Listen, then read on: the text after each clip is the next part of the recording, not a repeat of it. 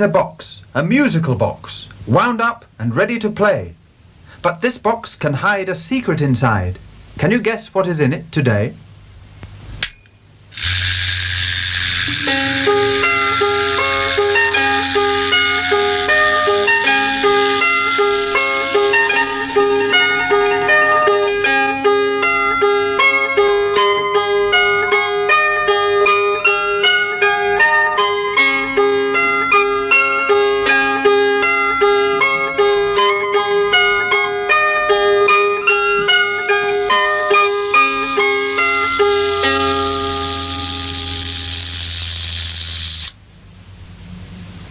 It's Windy Miller.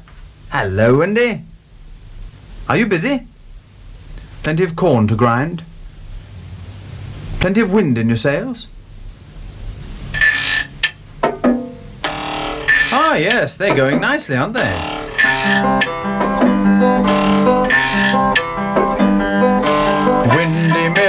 Windy Miller, sharper than a thorn.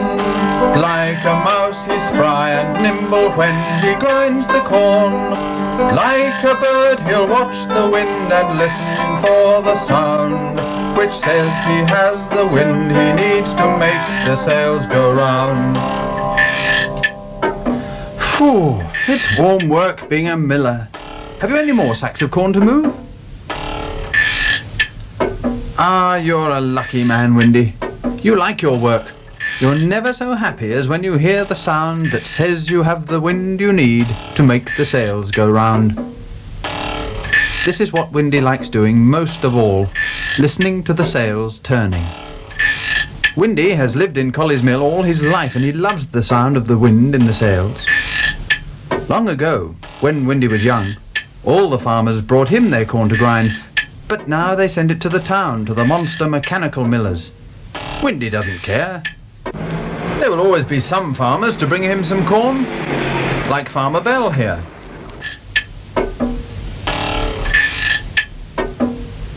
Jonathan is very pleased with life. It's been a good year for corn. They carry the sacks to the granary where the corn is kept. Jonathan teases Windy. He asks him why he doesn't get rid of his old-fashioned windmill.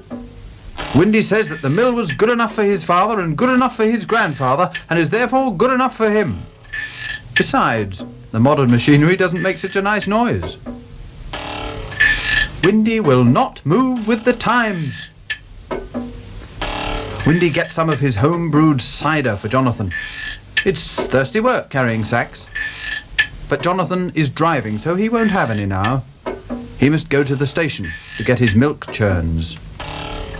But Windy likes cider, so he has a drink.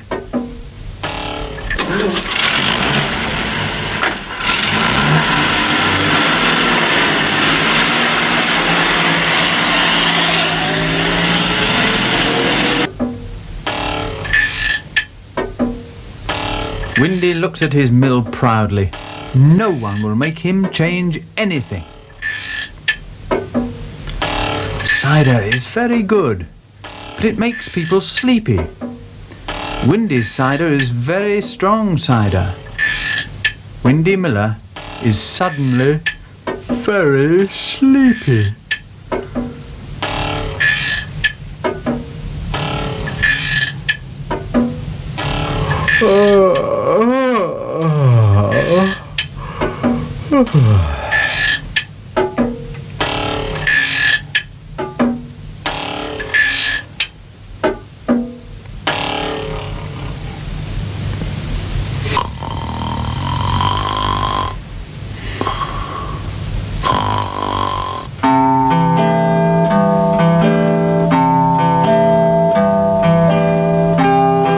Meanwhile, in Camberwick Green, nobody is asleep. Mrs. Dingle, the postmistress, is cleaning her shop window. Peter Hazel, the postman, is emptying the pillar box. Packet, the puppy dog, is helping. Mary and Paddy Murphy are playing hide and seek. Mr. Carraway, the fishmonger, is selling Mrs. Honeyman fresh mackerel.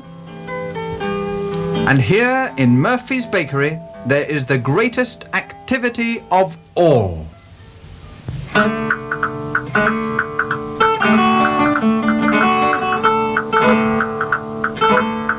Mr. Murphy is a master baker, pudding, pie and pastry maker, biscuits, buns and birthday cakes. Everything is marvellous that Murphy makes.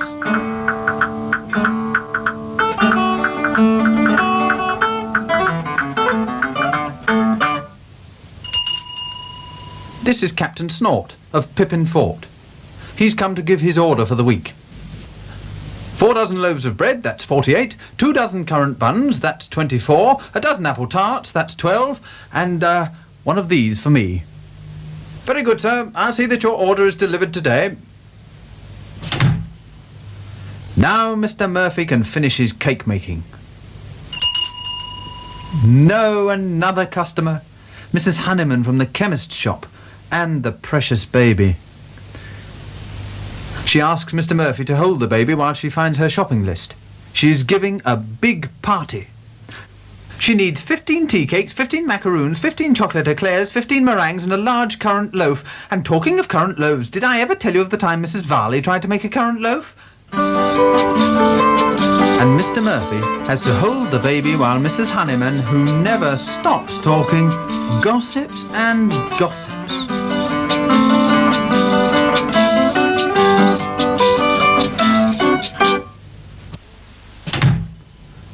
Poor Mr. Murphy. But she's gone now. Well, that's 2 big orders. He'll have to move quickly. Now let me see. Eggs? Yes. Sugar? Yes. Flour? Oh. Empty. I've run out of flour. Here's a pretty kettle of fish. There's only one thing to do. Go to Windy Miller. Rather a long way, but Mr. Murphy takes the children with him to keep him company. Mrs. Murphy is left to look after the shop, and the van is off to Colley's Mill.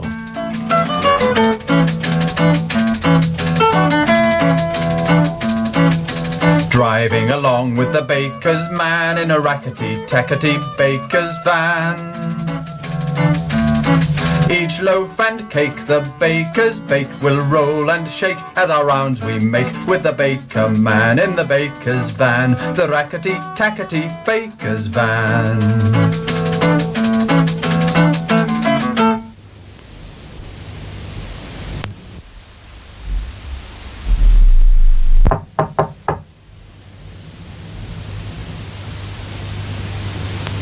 That's odd. Windy's usually about at this time. But Paddy tells his father that Windy has been found. Come along, this way. Naughty Mary.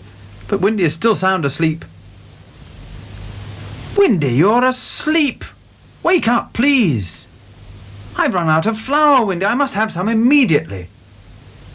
Don't worry, Mickey, says Windy. I will grind you some straight away. Come with me. Oh, dear. I'm afraid the wind has dropped. Poor Mr. Murphy, he'll never get his baking done now. But Windy doesn't despair. When he was a boy, people had many odd ideas. He is still a great believer in whistling for the wind. Come along, children, he says. If you want the wind, you must whistle for the wind. Like this. Now you try. And again.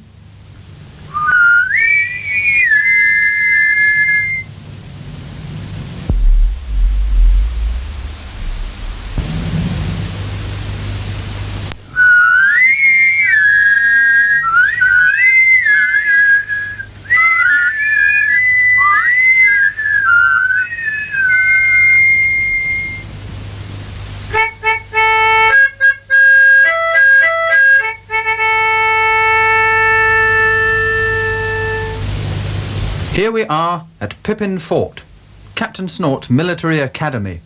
It is time for an exercise.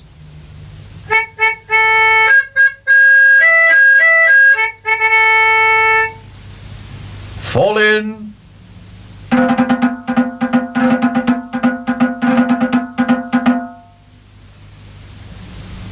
Sergeant Major Grout takes a deep breath and orders, "Attention!"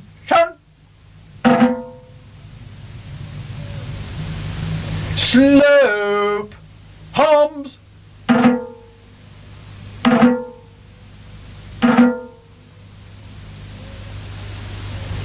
Order!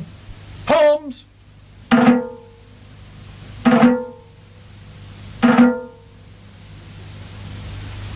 To the truck! Move!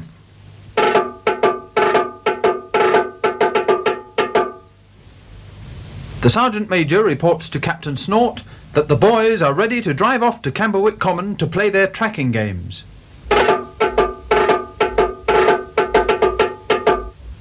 And off they go.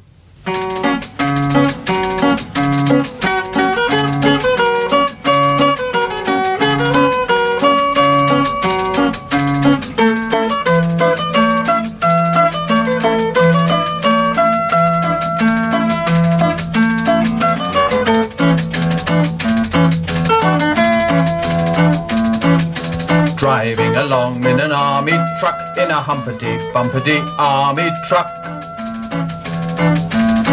The people wave to the soldiers brave who sing and shout as they lurch about. Oh, we are in luck, we will never be stuck in a humpity-bumpity army truck.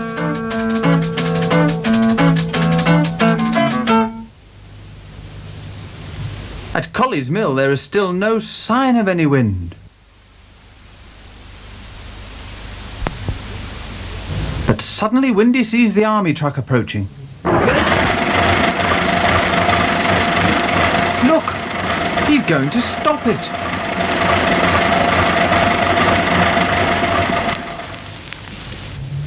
Whatever is Windy up to now? Anyway, Captain Snort agrees to it. Ah, so that's it. If one whistle won't work, if 3 whistles won't work, if 4 whistles won't work, then so many people whistling is sure to work. Well, so Windy seems to think. We'll see. Sergeant Major Grout gives the order. Company, whistle!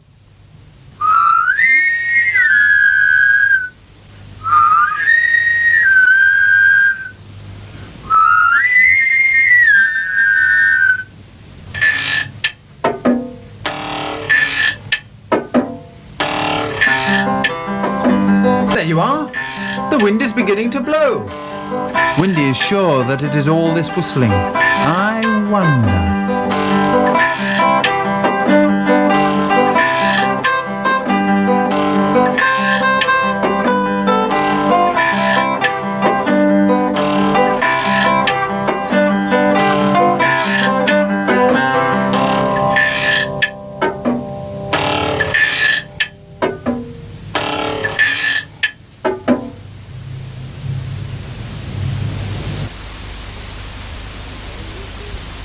Hello, Windy.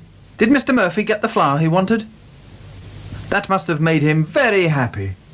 And you are happy too, because you hear the sound that says you have the wind you need to make the sails go round. Goodbye, Windy.